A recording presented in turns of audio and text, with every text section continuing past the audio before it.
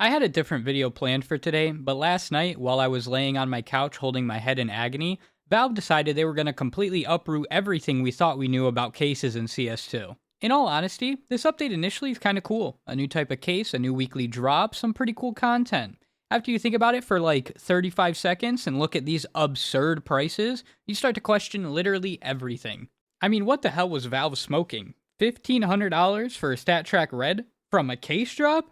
Like, brother, there's not a single instance of a Stack Track Red costing $1,500 from a case that is actively dropping. The only two skins that I can even think of that are costing $1,500 would be the Print Stream and the Fire Serpent. Like, what? Even stranger, though, is that the prices appear to have a bit of randomness to them. Like, I saw a Stat Track Minimal Wear AK for 285 USD, then right under it, I see the same skin for 406.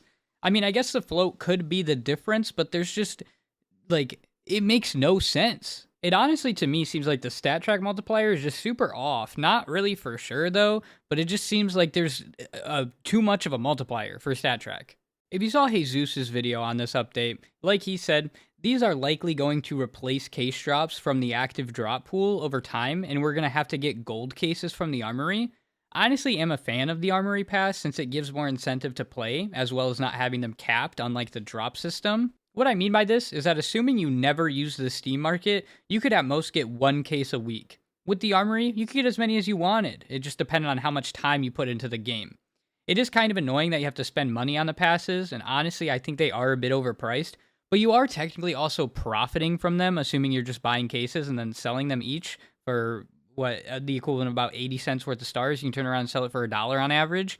Like, it's not a bad thing. I do think it's a bit overpriced, but it's still a good system. I was going to open one of these terminal things, but I didn't get one as a drop this week, and I am not about to spend $10 just for the chance to spend more money on a skin I barely even want.